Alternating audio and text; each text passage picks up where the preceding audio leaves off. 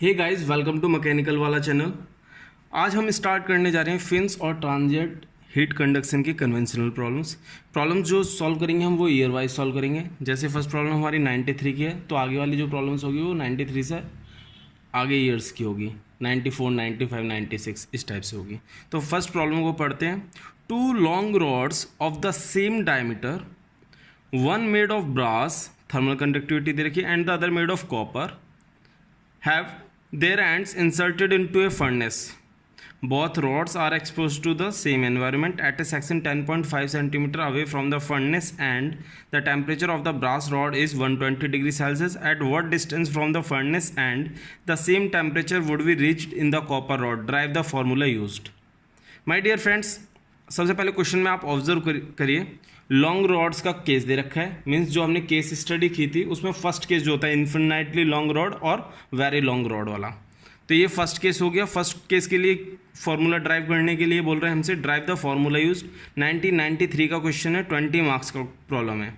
तो फॉर्मूला इसके लिए क्या था, लॉन्ग रॉड्स के केस में T minus T infinity upon T not minus T infinity is equal to E to the power minus m x. ये फॉर्मूला था, ये प्रूव किया था हमने। इस फॉर्मूला को ड्राइव करने के लिए आप मेरी प्रीवियस वीडियो देख सकते हैं जिसमें केस स्टडी ऑफ फिन्स किया है, जिसमें फर्स्ट केस और सेकंड केस को कवर किया है। तो फर्स्ट केस की डेरिवेशन यहाँ पर पूछी गई है। अब न्यूमेरिकल देखते हैं। आपको एक रॉड ब्रास की दे रखी है, दूसरी रॉड आपको कॉपर की दे रखी है। पहले डाटा लिख लेते हैं। ब्रास, कॉपर, डायमीटर दोनों का सेम है, डी मान लिया। ब्रास की थर्मल कंडक्टिविटी आपको 85 वॉट पर मीटर केल्विन दे रखी है, वॉट पर मीटर केल्विन। कन्वेंशनल प्रॉब्लम में आपको यूनिट भी लिखनी है, अदरवाइज आपके मार्क्स डिडक्ट हो सकते हैं। 375 वॉट पर metre kelvin. Their ends inserted into a furnace, both rods are expose to the same environment. Means T infinity दोनों का सेम है, T infinity at a section 10.5 centimeter away from the furnace, and the temperature of the brass rod is, means x is equal to 10.5 centimeter पर temperature T हमें क्या दे रखा है, brass के case में 120 डिग्री सेल्सियस। आगे क्या कह रहा है, at what distance from the furnace and the same temperature would be reached in the copper rod. Means यहाँ पर आपको टेम्परेचर दे रखा है, सेम टेम्परेचर 120 डिग्री सेल्सियस, लेकिन किस डिस्टेंस पर पहुंचेगा ये हमसे पूछ रहा है। ओके आप इसे x1 मान लीजिए, इसे आप x2 मान लीजिए। बस इतना क्वेश्चन में पूछा है और आपसे ये डेरिवेशन पूछी है। तो डेरिवेशन के लिए आप मेरी प्रीवियस वीडियो देख सकते हैं। अब सॉल्यूशन देखते हैं। एक फर्नेस बना ली मैंने, सेम फर्नेस पे दो रॉड्स लगी हुई हैं, एक ब्रास की हो गई, एक कॉपर की हो गई।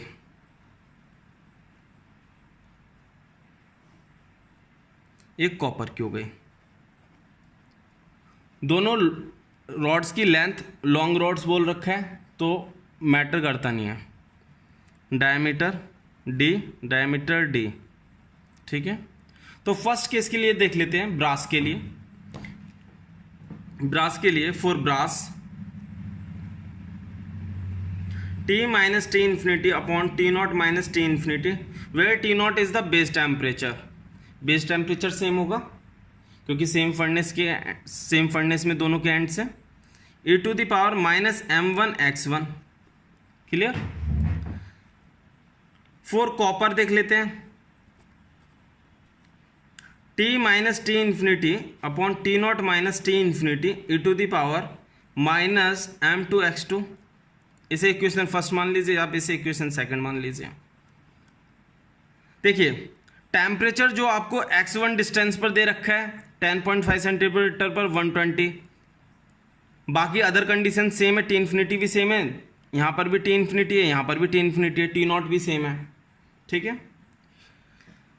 इस केस में देखिए टेम्परेचर सेम है बट डिस्टेंस आपसे पूछिए, तो क्या करते हैं हम दोनों को डिवाइड कर देते हैं। Equation first divided by equation second, you will get 1 is equal to e to the power minus m1 x1 upon e to the power minus m2 x2। यहाँ पर मिला आपको e is equal to minus m1 x1 plus m2 x2। दोनों तरफ natural log ले लेते हैं, तो ln1 क्या हो जाएगा 0 ln1 ln e minus m1 x1 plus m2 x2। यहाँ पर आपको स्टेप शॉर्टकट नहीं लेना है, मार्क्स डिडक्ट हो सकते हैं। L1 कितना हो जाएगा 0, और ये हुआ आपका minus m1 x1 plus m2 x2, that is m1 x1 is equal to m2 x2। m1 क्या होता है under root HP upon K, h heat transfer coefficient ही सेम एनवायरनमेंट में लगा हुआ है, p डायमीटर सेम है तो पेरीमीटर भी सेम होगा। थर्मल कंडक्टिविटी यहाँ पर 1 किसके लिए है, ब्रास केस में, तो यहाँ ब्रास लिख देता हूँ Br से। क्रॉस सेक्शनल एरिया भी सेम होगा, डायमीटर सेम है, इनटू x1 यहाँ पर HP अपॉन के copper into cross sectional area x2। तो देखिए यहाँ पर H कैंसिल हो जाएगा, P कैंसिल हो जाएगा, AC HP AC cancel out. क्या मिला आपको 1 अपॉन अंडर रूट KBR की वैल्यू रख दीजिए 85, ब्रास के केस में x1 कितना दिया है सेंटीमीटर में ही रख दे रहा हूँ, तो आंसर भी मेरा सेंटीमीटर में आएगा, is equal to 1 upon KCO copper का कितना है 375 इंटू x2। कैलकुलेटर यूज़ कीजिए और आंसर फाइंड आउट कीजिए। 375 divided by 85 under root multiply by 10.5, you will get 22.054 centimeter. This is your answer. बहुत इजी प्रॉब्लम थी, कहीं पे ज़्यादा दिमाग नहीं लगाना, ठीक है। Now move on to next. Now come to second problem, IAS 1996 की प्रॉब्लम है, 10 मार्क्स की है। क्या है इसमें, आपको बोल रहा है derive the equation for temperature distribution in a fin with an insulated tip, then obtain an expression for heat dissipation by integrating the convective losses along its surfaces. My dear friends, जब derivation की problems आ जाती है आपके पास, तो वो तो सबसे ईजी होता है, क्योंकि आपको आंसर पता है, आपको पहले से पता है कैसे प्रूव आउट करना है, तो ऐसी प्रॉब्लम्स आपको छोड़नी नहीं है। इसका मैं सॉल्यूशन नहीं, आपको जस्ट बता देता हूँ कौन सा केस है। आपको फिन दे रखी है विथ इंसुलेटेड टिप, मैंने बताया था इंसुलेटेड कुछ नहीं होता, बस टिप पर हीट नेग्लिजिबल होता है, तो हम उसे इंसुलेटेड एंड कंसिडर करते हैं। इंसुलेटेड, तो इसके लिए हमने क्या ड्राइव किया था, T minus T infinity upon T0 minus T infinity is equal to cos hyperbolic ML minus x upon cos hyperbolic ML, ये ड्राइव किया था टेम्परेचर डिस्ट्रीब्यूशन। आप मेरी वीडियो में देख सकते हो, प्रीवियस वीडियो में केस स्टडी ऑफ फिन्स में सेकंड केस था, ठीक है। इसी के लिए आपसे बोल रहा है कि जो हीट ट्रांसफर हो रही है कन्वेक्टिव के थ्रू, convective losses along it surfaces, Q is equal to under root HP K AC into T0 minus T infinity 10 hyperbolic ML।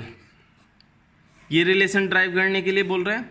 दोनों रिलेशन मैंने ड्राइव किए हैं, आप मेरी प्रीवियस वीडियो देख सकते हो, case study of fins case number 2। Okay, now move on to next. Come to question third, IAS 1998 की प्रॉब्लम है, डेरिवेशन पूछ रहा है यहाँ पर। Drive the following expression for heat transfer from N extended surface assuming that the loss of heat from the end of the extended surface is negligible. देखिए 96 में जो क्वेश्चन पूछा गया था वही उसमें पूछ रहा है।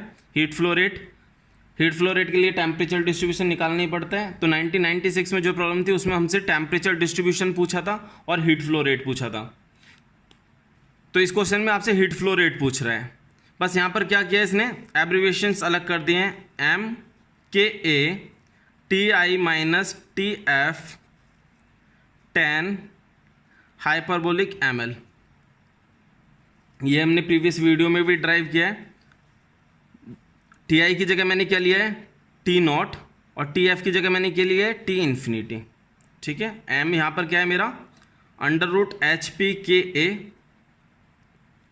तो इसमें कंफ्यूज नहीं होना है, सेम रिलेशन पूछा है T0 minus T infinity 10 hyperbolic ML, तो ये आपका आ जाएगा under root HPKA T0 minus T infinity 10 hyperbolic ML। जो हमने ड्राइव किया था वही सेम रिलेशन है, इसमें कंफ्यूज नहीं होना है, बस एब्रिविएशंस चेंज है। तो 1996 का सेम क्वेश्चन रिपीट हुआ है। अपार्ट फ्रॉम दिस, क्या पूछ रहा है हमसे, fin efficiency, value of fin efficiency for this case. कौन सा केस है, loss of heat from the end of the extended surface is negligible, means tip पर हीट लॉस नेग्लिजिबल है, इंसुलेटेड फिन एंड का केस है। तो आप मेरी वीडियो देख सकते हैं फिन एफिशिएंसी वाली, उसमें आपको मिल जाएगा efficiency is for this case 10 hyperbolic ml upon ml। ये मैंने ड्राइव किया है, उसमें आप देख सकते हैं। ये स्टैंडर्ड क्वेश्चंस हैं, ये आपको नहीं छोड़ने एग्जाम में। अगर आपने ये छोड़ दिया तो सिलेक्शन गया, क्योंकि देखिए 15 मार्क्स का क्वेश्चन है, 15 मार्क्स में तो सिलेक्शन रिजेक्शन हो जाता है, ठीक है। तो आपको ये प्रॉब्लम्स नहीं छोड़नी है। Now move on to next. Now come to question 4th, IAS 2000 का क्वेश्चन है, 20 मार्क्स का क्वेश्चन आया हुआ है। ट्रांजिएंट हीट कंडक्शन की प्रॉब्लम है। प्रॉब्लम को रीड करते हैं। Steel balls 12 mm diameter are annealed means slow cooling by heating to 800 degree Celsius then slowly cooling to 127 degree Celsius in air at 50 degree Celsius. देखिए annealed का meaning भी डाल रखा है यहाँ पे, slowly cooling. The heat transfer coefficient for air is 20 watt पर metre square kelvin. Calculate the time required for cooling process. और हमें स्टील की प्रॉपर्टीज दे रखी हैं। प्रॉपर्टीज क्या दे रखी हैं, थर्मल कंडक्टिविटी दे रखी है, डेंसिटी दे रखी है, स्पेसिफिक हीट दे रखी है। अगर आपसे ट्रांजिएंट हीट कंडक्शन की प्रॉब्लम पूछ ली IAS में तो आप बहुत लकी हैं, क्योंकि दो ही चीज़ें पूछी जाती हैं, या तो टाइम पूछ लेगा या आपसे एक पर्टिकुलर टाइम के बाद टेम्परेचर पूछ लेगा। तो प्रॉब्लम से पहले डाटा नोट करते हैं। डाटा क्या है, स्टील बॉल्स, देखिए बॉल्स का केस है, ऑब्वियसली स्फेयर हो गया, स्फेयर, ठीक है। डायमीटर आपको कितना दे रखा है, 12 mm। Annealed by heating to means initial temperature आपको दे रखा है 800 degree Celsius, then slowly cooling to 127 degree Celsius आपको T दे रखा है। एट एयर का टेम्परेचर कितना दे रखा है आपको, 50 degree Celsius, T infinity. The heat transfer coefficient air का 20 वाट पर मीटर स्क्वायर केल्विन दे रखा है। Calculate the time required for cooling process.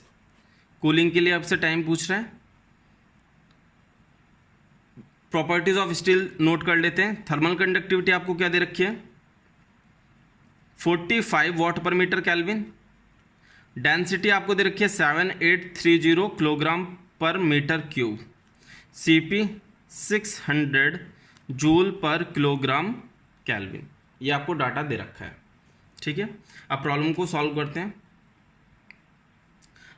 आपको फॉर्मूला पता है, T minus T infinity upon TI minus T infinity. Transient heat conduction के case में e⁻ minus HA upon rho V C into T. Okay, यहाँ पर T क्या है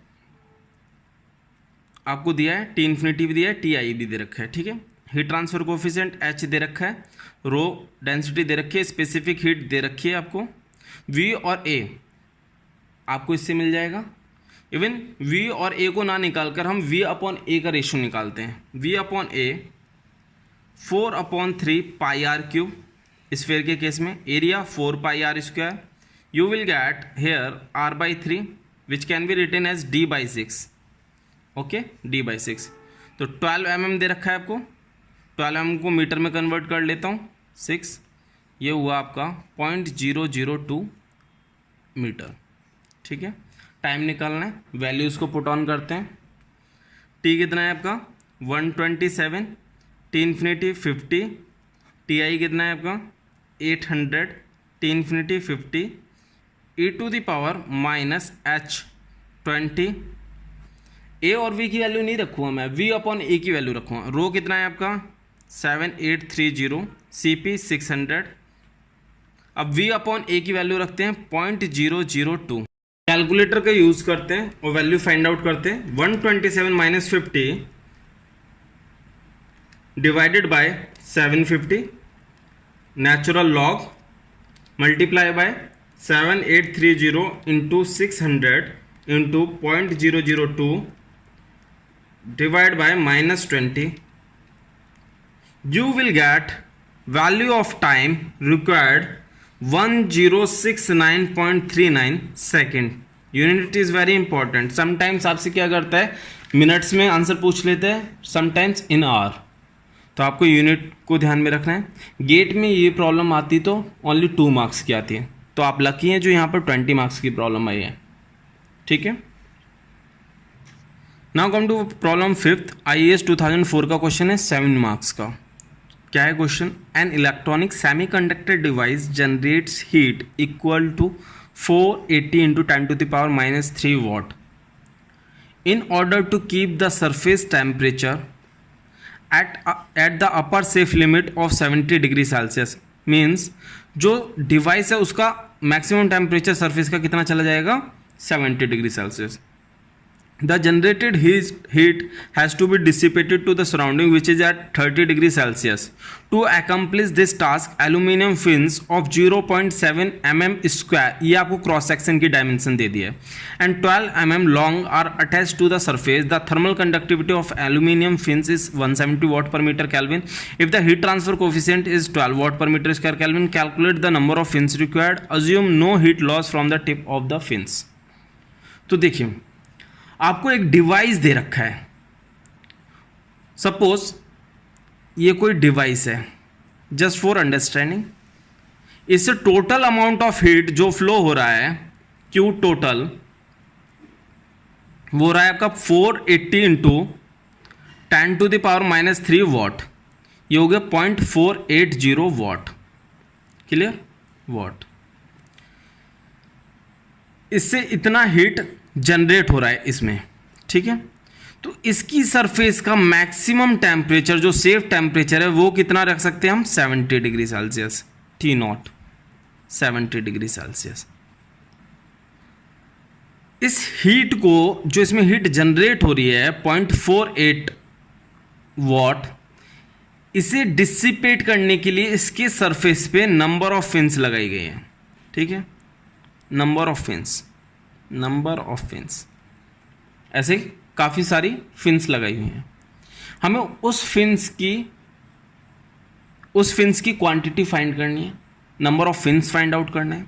यहाँ पे सरफेस टेम्परेचर T0 दे रखा है, तो वो क्या होगा? फिन के लिए एंड टेम्परेचर हो गया, रूट टेम्परेचर हो गया, बेस टेम्परेचर हो गया, इसलिए हम उसे T0 से डिनोट कर रहे हैं। T0 हमें मिल गया 70 degree Celsius.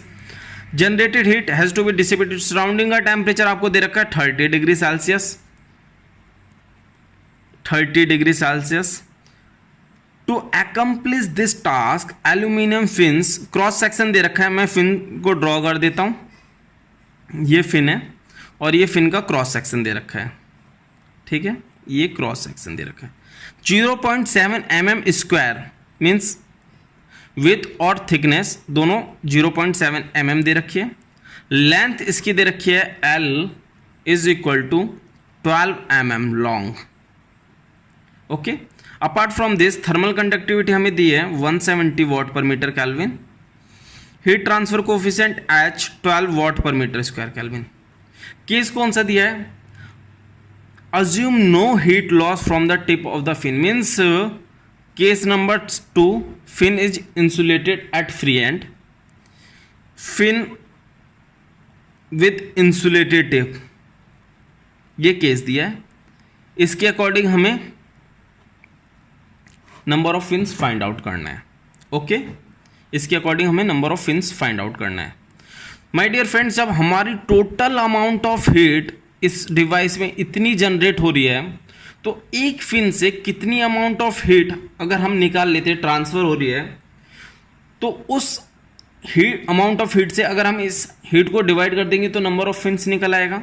Means number of fins is equal to total amount of heat generated divided by heat transfer from one fin. ये कंसेप्ट क्लियर होना चाहिए, तभी आप सॉल्व कर पाओगे प्रॉब्लम को। तो अब हमें एक फिन से कितना अमाउंट ऑफ हीट ट्रांसफर होता है वो फाइंड आउट करना है। उसका फॉर्मूला क्या होता है? Q इज इक्वल टू, इस केस में under root HPKA T0 minus T infinity 10 hyperbolic ml। Okay, ये फॉर्मूला होता है। अब देखते हैं हमारे पास क्या क्या डाटा है। H पता है, पी भी निकल आएगा, डायमेंशंस दिए क्रॉस सेक्शन की, थर्मल कंडक्टिविटी दी है, एरिया भी निकल आएगा cross sectional area, T not दिया है, टी इन्फिनिटी दिया है, एम की वैल्यू फाइंड आउट कर लेंगे। कैसे फाइंड आउट करेंगे? एम होता है हमारा under root H P upon K, ये होता है ओके। और यहाँ पर ए और पी की वैल्यू फाइंड आउट ही कर लेते क्योंकि हमें यहाँ ए और पी की वैल्यू रखनी है, ठीक है।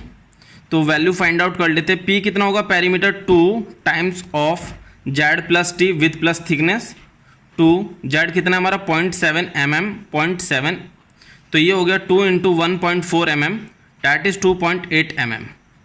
ये पेरीमीटर आ गया। इसे अगर मैं मीटर में कन्वर्ट करूँगा तो 10⁻³ मीटर, ठीक है। यूनिट को तुरंत के तुरंत कर लेना है कन्वर्ट। एरिया कितना हो जाएगा? 0.7 into 0.7 that is 0.49 mm²। Metre के टर्म में हो जाएगा 0.49 इंटू 10⁻⁻6 मीटर²। ये आपको ए की वैल्यू मिल गई। क्लियर? अब वैल्यू को रख लेते हैं एम की वैल्यू फाइंड आउट करने के लिए।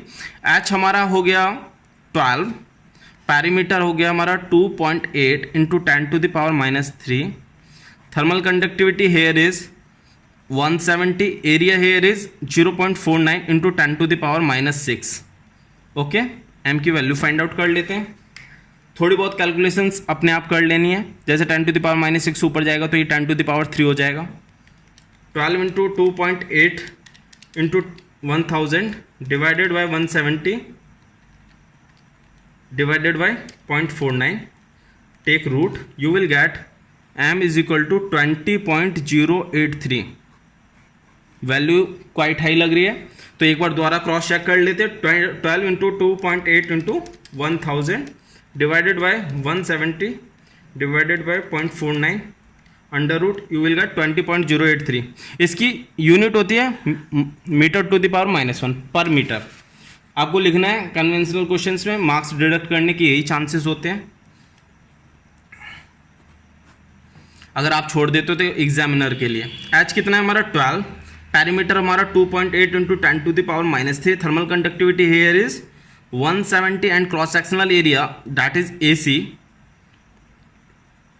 0.49 इंटू 10⁻⁻6 में एक स्टेप हटा रहा हूँ। T not minus T infinity की डायरेक्ट वैल्यू रख देता हूँ। T not minus T infinity that is 40, 10 m here is 20.083 and L here is L length 12 mm। अगर इसे मैं मीटर में लिखूँगा तो 0.012, ये हो गया। अब इसकी वैल्यू फाइंड आउट करते हैं कैलकुलेटर से। पहले मैं इसकी वैल्यू फाइंड आउट कर लेता हूँ। 20.083 multiply by 0.012 hyperbolic 10, you will gate 0.236। तो 0.236 से मैं 40 मल्टीप्लाई कर देता हूँ, ये आपका आ जाएगा 9.457 okay. 12 into 2.8 into 170 into 0.49 into 10⁻⁻9, then take under root, you will get here 1.672 into 10⁻⁻3। मैं डायरेक्ट भी कर सकता था लेकिन मैंने एक स्टेप बढ़ा दिया, into 9.457, you will get here 0.0158 heat transfer from one fin in watt, ये आ गया आपका। अब number of fins find out करते हैं। इसे मैं एन से डिनोट कर रहा हूँ, कैपिटल एन से। तो एन क्या हो जाएगा? Total amount of heat generated हमें दिया है 0.48 डिवाइडेड बाय 0.0158, सॉल्व करते हैं, कैलकुलेट करते हैं 0.48, यू विल गेट 30.338। अब देखिए लोअर वैल्यू आप ले नहीं सकते हैं क्योंकि आपको जो ये टेम्परेचर दे रखा है मैक्सिमम दे रखा है अपर सेफ लिमिट पर, ठीक है। अगर आपने नंबर ऑफ फिन्स, मतलब नंबर ऑफ फिन्स क्या रिप्रेजेंट कर रहा है? सरफेस एरिया रिप्रेजेंट कर रहा है। अगर आपने ये वैल्यू हटा दी तो सरफेस एरिया कम हो जाएगा, temperature upper surface temperature 70 degree Celsius से ऊपर चला जाएगा, इसलिए आपको अपर हायर वैल्यू लेनी पड़ेगी, that is 31 okay. This is your final answer, this is your final answer okay. Now move on to next. Conventional में 3 मार्क्स का क्वेश्चन आया है, थ्योरेटिकल क्वेश्चन आया IAS 2004 का ठीक है, IAS 2004 का। मैं बताता हूँ कैसे लिखते हैं। देखिए इफेक्टिवनेस, देखिए list the factors which are considered in the optimum design of fins. देखिए आप फिन को जब भी डिज़ाइन करेंगे आपके दिमाग में एक चीज़ होनी चाहिए कि मेरी फिन इफेक्टिवनेस जो हम जस्टिफाई करते हैं, that should be greater than and equal to 2। ठीक है, ये होनी चाहिए, मीन्स 2 से ज़्यादा होनी चाहिए मेरी इफेक्टिवनेस। ये हम जनरली लेते हैं। इफेक्टिवनेस का फॉर्मूला क्या होता है? फॉर इन्फिनाइटली लॉन्ग फिन के केस में, इन्फिनाइटली लॉन्ग फिन के केस में effectiveness is equal to 1 upon under root HA upon KP, where A is cross sectional area. तो ये हो गया मेरा under root KP upon HAC। अब देखिए पॉइंट्स कैसे लिखेंगे, इस आंसर्स को आपको पॉइंट्स में लिखना है, ठीक है, पैराग्राफ में मत लिखना। इफेक्टिवनेस को ध्यान में रखते हुए आपको लिखना है thermal conductivity of material should be high, heat transfer coefficient should be low. Means fin को जहां पर आपको यूज करना है फ्री कन्वेक्शन एनवायरनमेंट को ध्यान में रखते हुए करना है। Perimeter upon cross sectional area that should be high. ये हाई कैसे होगा? फिन की जो थिकनेस आपको लेनी है, फिन की थिकनेस आपको कम लेनी है, ठीक है। तो आपका एक पॉइंट ये हो गया, दूसरा ये हो गया, तीसरा ये हो गया फिन थिकनेस को लेकर। फोर्थ पॉइंट क्या होगा आपका? फोर्थ पॉइंट देखिए इफेक्टिवनेस, ये तो मेरा हो गया आपका इनकी टर्म्स में। अगर मुझे थर्मल रेजिस्टेंस के टर्म्स में लिखना हो तो थर्मल रेजिस्टेंस के टर्म में मैंने आप मेरी वीडियो देख सकते हैं, फिन इफेक्टिवनेस की डिटेल में मैंने बनाई है। फिन इफेक्टिवनेस के लिए thermal resistance due to convection upon thermal resistance due to fin, ये मैंने बताया था आपको, ड्राइव किया था। तो यहाँ पर अगर मुझे फिन इफेक्टिवनेस बढ़ानी है तो thermal resistance due to fin कम होना चाहिए। It means thermal resistance of fin should be low. Fourth point हो गया। फिफ्थ पॉइंट देखते हैं, जब भी आप डिज़ाइन कर रहे हो, अल्टीमेटली आपको ये प्रोडक्ट सेल करना होगा कहीं पर, तो आप सबसे पहले क्या देखोगे? इसकी मैन्युफैक्चरिंग कॉस्ट कम होनी चाहिए, मैन्युफैक्चरिंग कॉस्ट कम होनी चाहिए। इसको अगर आपको कम करना है, इसको अगर आपको कम करना है तो इसके लिए आपकी जो आप टेक्नोलॉजी यूज़ कर रहे हो उसकी कॉस्ट कम होनी चाहिए। और वो कम कैसे होगी? अगर इसका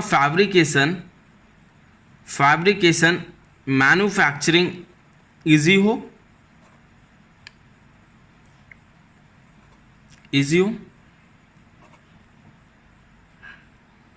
सेवेंथ लास्ट पॉइंट, फिर अगर आप किसी मूविंग ऑब्जेक्ट पर लगा रहे हैं, जैसे व्हीकल में लगा रहे हैं, अगर आपने फिन का वेट बढ़ा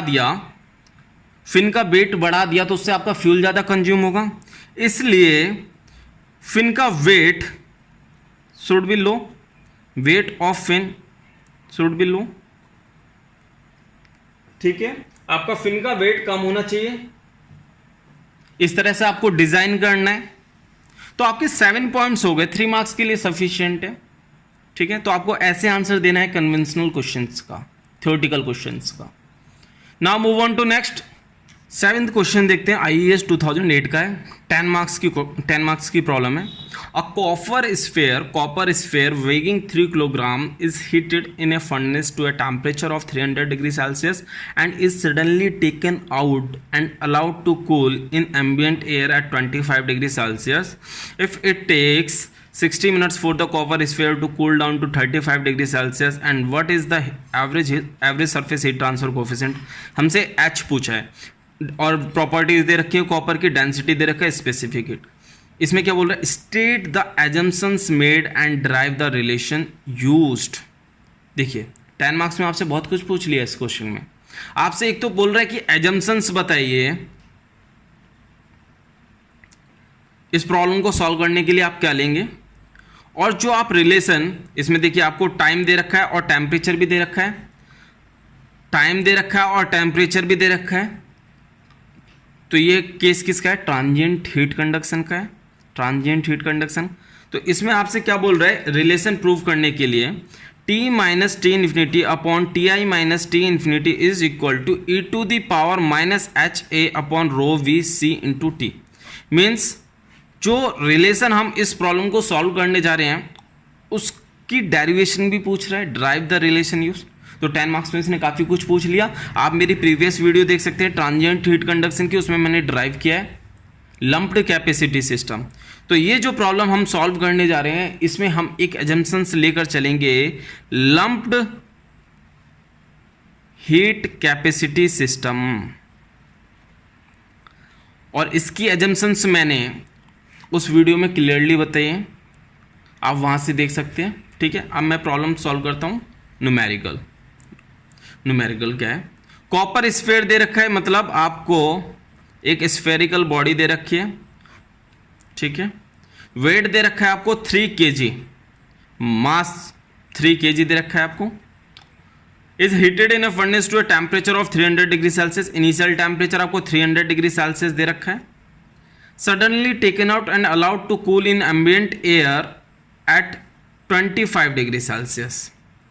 ठीक है, उसके बाद हमसे क्या कह रहा है, if it take 60 minutes for the copper sphere to cool down to, means 60 minutes के बाद आफ्टर 60 मिनट्स ये टेम्परेचर कितना हो गया, 35 degree Celsius. What is the average surface heat transfer coefficient, हमसे ये पूछा है। और हमें प्रॉपर्टी दे रखी है, डेंसिटी कॉपर की दे रखी है 8950 kilogram per metre cube. Specific heat दे रखी है 0.383 kilo joule per kilogram degree Celsius. देखिए यहाँ डिग्री सेल्सियस में दे रखे हैं, केल्विन और डिग्री सेल्सियस में यहाँ पर कोई डिफरेंस नहीं आएगा। ठीक है, 0.383, इसे मैं कन्वर्ट कर ले रहा हूँ डायरेक्ट जूल में, 383 joule per kilogram degree Celsius. Okay, assumptions और रिलेशन को जो ड्राइव करना है, आप मेरी प्रीवियस वीडियो देख सकते हैं ट्रांजिएंट हीट कंडक्शन की, मैं कमेंट्स में डाल दूंगा उस वीडियो का लिंक, आप वहाँ से समझ सकते हैं पूरी डेरिवेशन को। बहुत सिंपल स्टेप्स में मैंने बताया। ठीक है, अब प्रॉब्लम को सॉल्व करते हैं। देखिए आपको मास दे रखा है और डेंसिटी दे रखी है, तो यहाँ से आपको रेडियस मिल जाएगी, और रेडियस अगर आपको मिल गई स्फीयर की तो वॉल्यूम और एरिया का आप रेशियो निकाल सकते हो। स्फेरिकल केसेस में आपको पता है इस रिलेशन में मैं वॉल्यूम और एरिया को अलग से नहीं रखूंगा। अगर मुझे रेडियस पता है तो मैं वॉल्यूम अपॉन एरिया का डायरेक्ट रेशियो रख दूंगा, वॉल्यूम अपॉन एरिया। इससे क्या होता है, आपकी कैलकुलेशन का टाइम बच जाता है। कन्वेंशनल में आपको टाइम बहुत बचाना होता है। तो volume upon area 4/3 pi are cube upon 4 pi are square. आप ये कर सकते हो, इसमें कोई टाइम नहीं वेस्ट होगा आपका। r/3 हो गया, तो ये आपका आ गया r/3। ठीक है, r/3 इसकी वैल्यू में जैसे ही मुझे फाइंड आउट होगी मैं यहाँ पर वैल्यू पुट ऑन करके निकालूंगा। तो मास दे रखा है, मास इज इक्वल टू क्या होता है, डेंसिटी इंटू वॉल्यूम। ठीक है, 3 kg दिया है, डेंसिटी आपको दे रखी है 8950, वॉल्यूम 4/3 पाई आर क्यूब। ठीक है, तो आर की वैल्यू निकालते हैं, कैलकुलेटर का यूज करते हैं। 3 3 9 divide by 8950 divide by 4 pi, then take cube root, you will get 0.04309 metre. ये आ गया, इसे r/3 कर दूंगा, what I will get divide by 3, you will get 0.01436। ठीक है, इसकी यूनिट क्या होगी, मीटर होगी, डेफिनेटली मीटर होगी क्योंकि r की यूनिट मीटर है। ओके, अब वैल्यूज पुट ऑन करते हैं क्वेश्चन में, जो इस फॉर्मूले में, सॉरी। टी कितना है 35, टी इन्फिनिटी कितना है 25, टी आई कितना है 300, टी इन्फिनिटी कितना है 25। ई टू द पावर एच मुझे फाइंड आउट करना है। टाइम दे रखा है मुझे, ए की वैल्यू नहीं रखूंगा, ए और वी की नहीं रखूंगा, मैं डायरेक्ट वी अपॉन ए का रेशियो रख दूंगा। टाइम मुझे दे रखा है यहाँ पर 60 मिनट, और वैल्यू किस में पुट ऑन करनी होती है, सेकंड में। तो 60 मिनट को मैं सेकंड में कन्वर्ट कर लेता हूँ। What I will get here 3600 second, 3600। Okay, rho कितना है, डेंसिटी कितना है 8950, specific V A upon V upon A का रेशियो रख देता हूँ मैं 0.01436 इंटू स्पेसिफिक हीट कितना है 383। अब देखिए कैलकुलेटर यूज़ करता हूँ और एच की वैल्यू फाइंड आउट करता हूँ मैं। 35 minus 225 divide by 275, then take natural log, then multiply 8950 into 0.01436 into 383, then divide by minus 3600, you will get 45.3159 watt per meter square Kelvin. This is your answer, heat transfer coefficient. Okay देखिए my dear friends, अगर आपको transient heat conduction की problem आ गई exam में तो वो गलत नहीं होनी चाहिए, क्योंकि ट्रांजिएंट हीट कंडक्शन में कुछ नहीं, आपसे टेम्परेचर पूछेगा या टाइम पूछेगा या इनमें से कोई एक पैरामीटर पूछ सकता है। ठीक है, अब इसमें देखिए हमने एजम्पशंस क्या लिया, lumped heat capacity system. Check कर लेते हैं कि हमने हमारी एजम्पशंस ठीक थी या नहीं। बायोट नंबर क्या होता है HS बाई के सॉलिड। ठीक है, हीट ट्रांसफर कोफिशिएंट मेरा 45.3159 आया। एस क्या है, volume upon area, characteristic dimension 0.01436। Thermal conductivity of solid, thermal conductivity here नहीं दी है, बट आपको कॉपर की थर्मल कंडक्टिविटी पता होनी चाहिए। टाइट इज 385 या 400 होती है, लेकिन आप 385 ले लीजिए, कोई एक पर्टिकुलर वैल्यू ले लीजिए। मैंने 385 ले ली। देखते हैं 45 into 3159 into 0.01436 divided by 385, you will get 1.6902 into 10 to the power minus 3 which is less than 0.1। तो यहाँ पर हमारी जो एजम्पशंस थी वो सही प्रूव हुई। ठीक है, तो आपको ये भी शो करना है कन्वेंशनल प्रॉब्लम में। Okay, now move on to next question. 8th question IAS 2010 की प्रॉब्लम है, 2010 का क्वेश्चन है, 5 मार्क्स का क्वेश्चन है। Differentiate between fin efficiency and fin effectiveness. Differentiate between fin efficiency and fin effectiveness. तो इसमें आप फिन एफिशिएंसी के बारे में डिस्क्राइब कर दीजिए और इसमें आप फिन इफेक्टिवनेस के बारे में डिस्क्राइब कर दीजिए। ठीक है, एक साइड आप लाइन ड्रॉ करिए, लेफ्ट हैंड साइड आप फिन एफिशिएंसी ले लीजिए, right hand side fin effectiveness ले लीजिए और दोनों के बारे में डिस्क्राइब कर दीजिए। आप मेरी प्रीवियस वीडियो देख सकते हैं, फिन एफिशिएंसी के बारे में भी मैंने डिटेल में बताया और फिन इफेक्टिवनेस के बारे में भी डिटेल में बताया, आप वहाँ से इसे कवर कर सकते हैं। Now move on to next. IAS 2012 का क्वेश्चन है 10 मार्क्स का। A rectangular fin of length 30 centimetre, data पहले नोट करते हैं, 30 सेंटीमीटर विथ आपको दे रखी है जेड ले रहा हूँ मैं विथ को, that is also 30 centimetre. Length भी आपको 30 सेंटीमीटर दे रखी है, विथ भी आपको 30 सेंटीमीटर दे रखी है। थिकनेस आपको 2 mm। ठीक है, जेड में इसलिए ले रहा हूँ क्योंकि जो मैंने ड्राइव किया था रेक्टेंगुलर फिन के लिए उसमें मैंने विथ को जेड से डिनोट किया। Okay, is attach to a surface, suppose ये कोई सरफेस है, इस पर फिन अटैच है। ठीक है, ये मैं फिन का क्रॉस सेक्शन दिखा रहा हूँ। This is Z, this is T and this is length. Fin is attach to a surface means T naught दे रखा है हमें 300 degree Celsius. Fin is made of aluminium, thermal conductivity दे रखी है।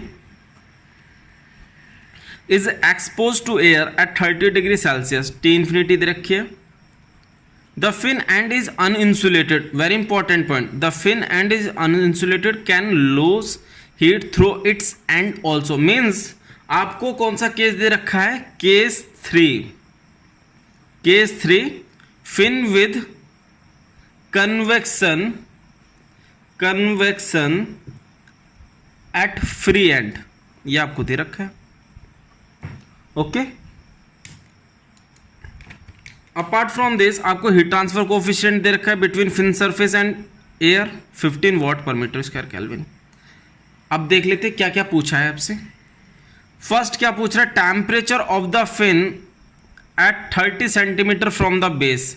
मीन्स आपसे x is equal to 30 centimetre, जिसे मैं मीटर की फॉर्म में लिख रहा हूँ, 0.3 मीटर डिस्टेंस पे आपसे टेम्परेचर पूछ रहा है। सेकंड आपसे rate of heat transfer from the fin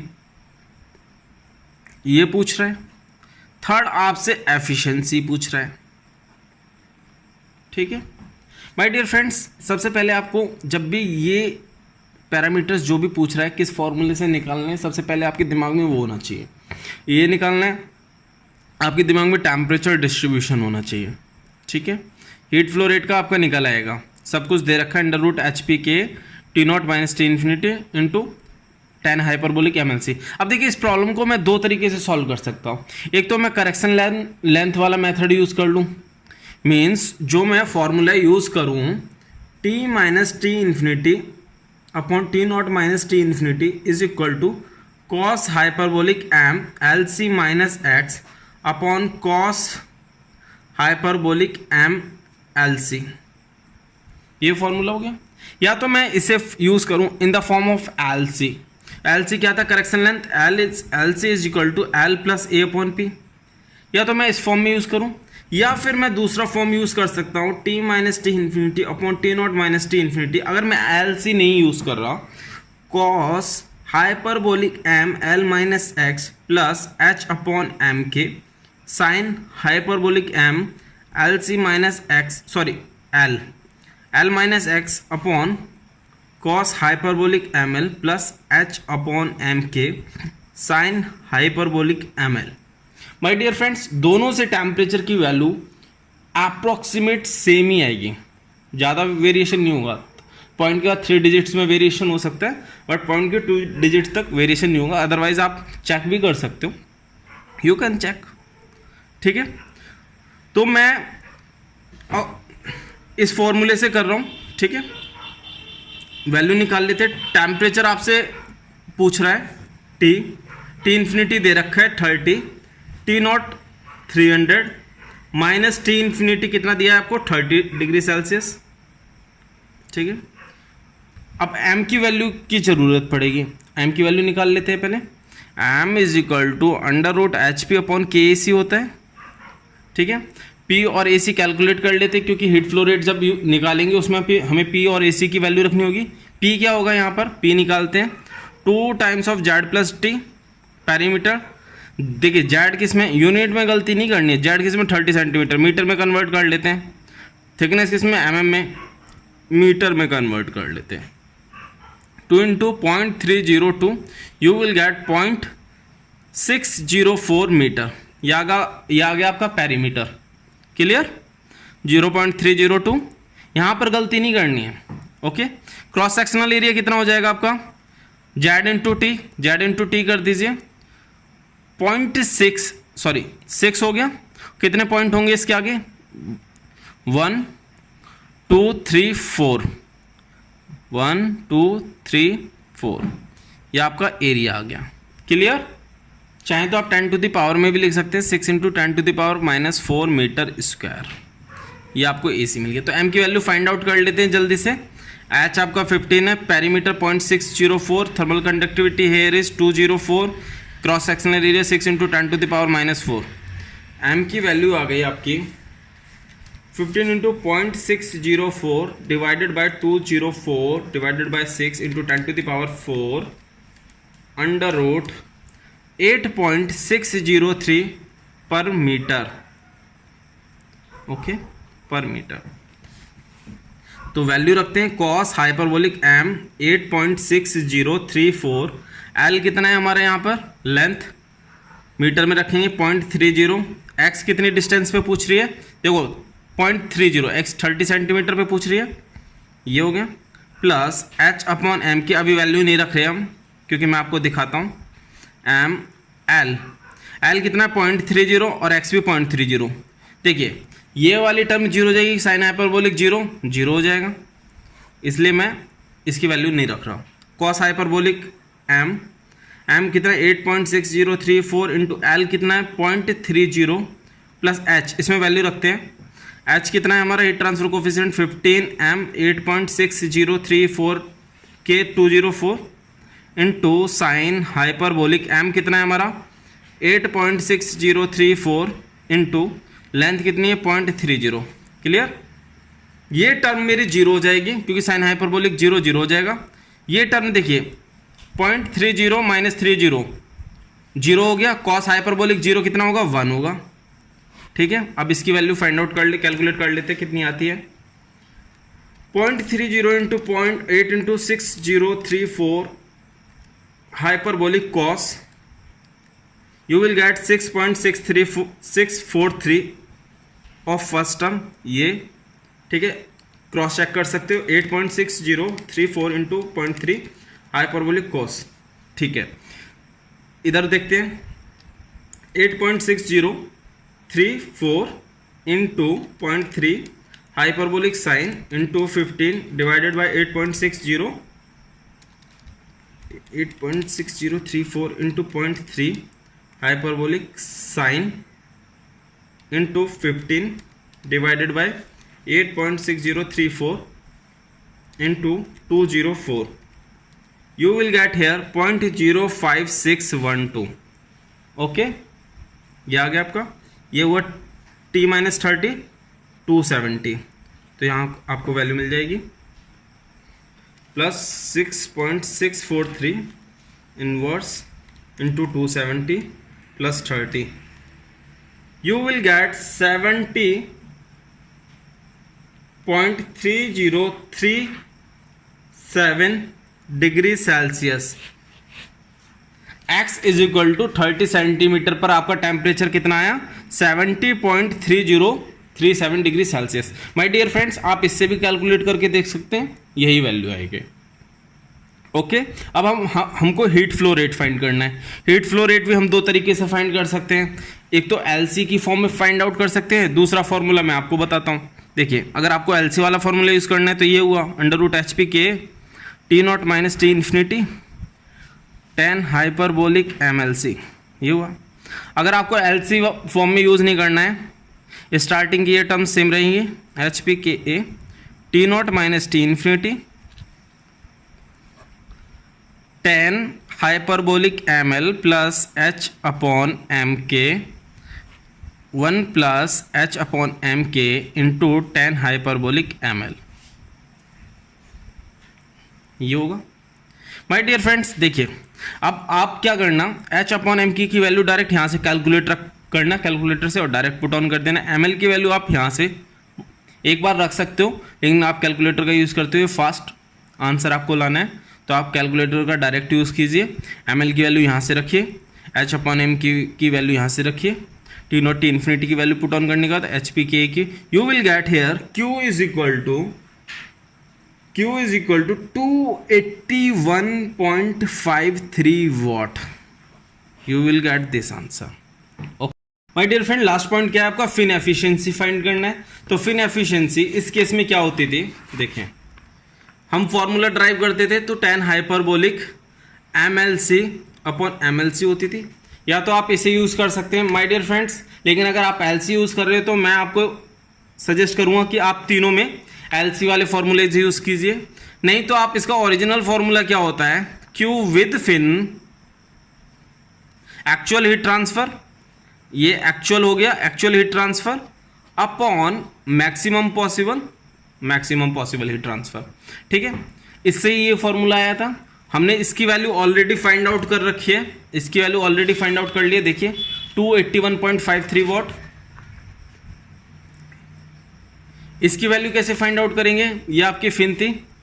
maximum heat transfer कब होता है, जब पूरे सरफेस का हर पॉइंट पर टेम्परेचर बेस टेम्परेचर हो जाए, बेस टेम्परेचर, तब मैक्सिमम हीट ट्रांसफर होगा। कन्वेक्शन हीट ट्रांसफर होगा Q is equal to H, A surface area my dear friends, confuse नहीं होना, H into AS into T not minus T infinity. तो value निकाल लेते हैं इसकी। H कितना है मेरा यहाँ पर 15 दिया है, सरफेस एरिया क्या होगा P इंटू लेंथ होगा, T not minus T infinity, T not मेरा 300 है, T इन्फिनिटी 30 है, तो ये हो गया 270। ओके, पेरीमीटर कैलकुलेट किया 0.604 इंटू लेंथ कितना 0.3, 270। कैलकुलेटर का यूज़ करता हूँ, वैल्यू फाइंड आउट करता हूँ, 15 into 0.604 into 0.3 into 270, I will get here 733.86, 733.86।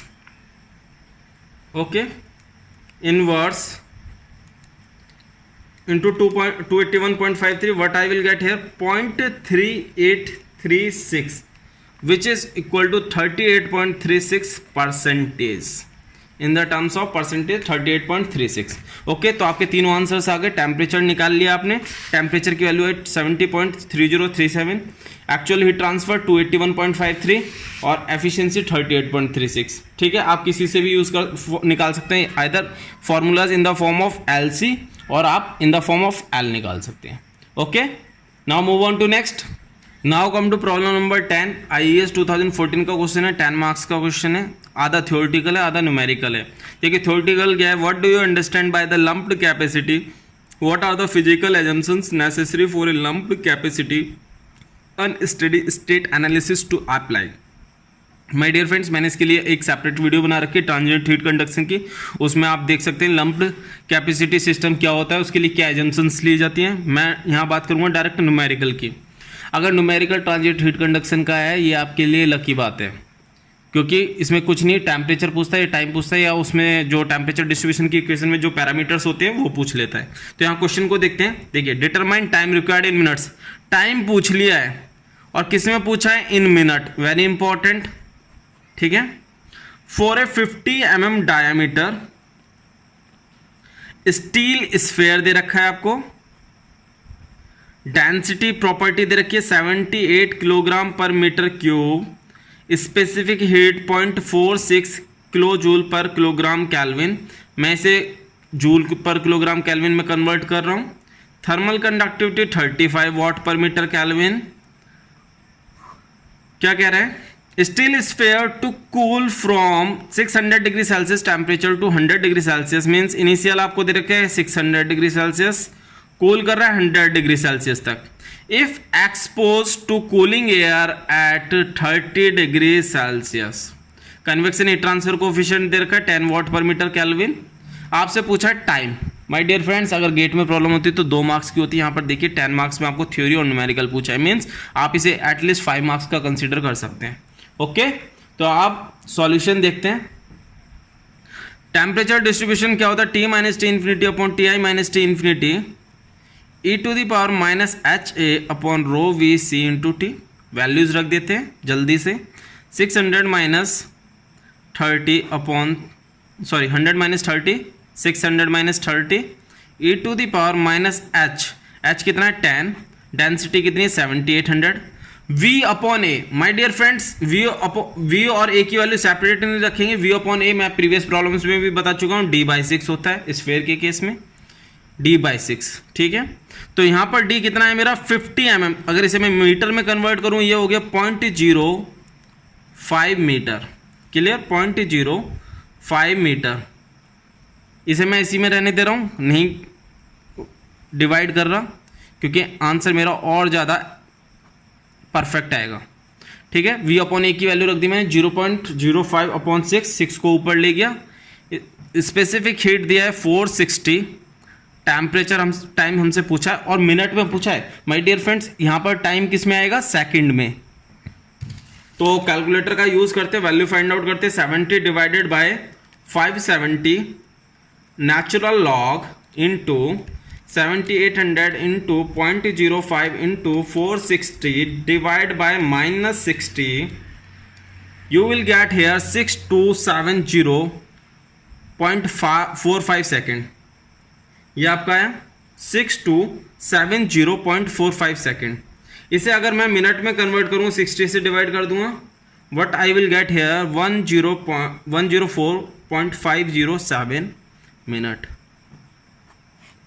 एक बार कैलकुलेशन को क्रॉस चेक कर लेते हैं, क्योंकि सारा गेम इस स्टेप के बाद यहाँ पर हो रहा है, तो इसलिए इसे एक बार चेक कर लेते हैं। 70 divided by 570, then take natural log, multiply 7800 into 0.05 into 460 divide by -60, 6270.45 second. तो इसे मिनट में कन्वर्ट किया, आपको आंसर आ गया। ओके, नाउ अभी तक हमने केवल एक पार्ट खत्म किया है, ठीक है। एक पार्ट में मैंने 10 प्रॉब्लम्स कवर किए, इसमें न्यूमेरिकल भी थे, कुछ थ्योरेटिकल क्वेश्चंस भी थे। थ्योरेटिकल क्वेश्चंस के लिए मैंने सेपरेट वीडियोस बना रखे, ट्रांजिएंट हीट कंडक्शन के लिए जो फॉर्मूला ड्राइव किया है, लंप्ड कैपेसिटी सिस्टम समझा है, उसमें क्या जंक्शंस लिए, फिर इफेक्टिवनेस के लिए अलग वीडियो, फिर एफिशिएंसी के लिए अलग वीडियो बना रखे हैं। और जो केस स्टडी ऑफ फिन्स है जिसमें डेरिवेशन ड्राइव करने के लिए आती हैं, फर्स्ट और सेकंड केस की मोस्टली आती हैं, तो वो भी मैंने प्रूव कर रखा है, आप वहाँ से कवर कर सकते हो। अगर आपको वीडियो पसंद आए हो प्लीज़ लाइक करें, शेयर करें, सब्सक्राइब करें। Thank you so much.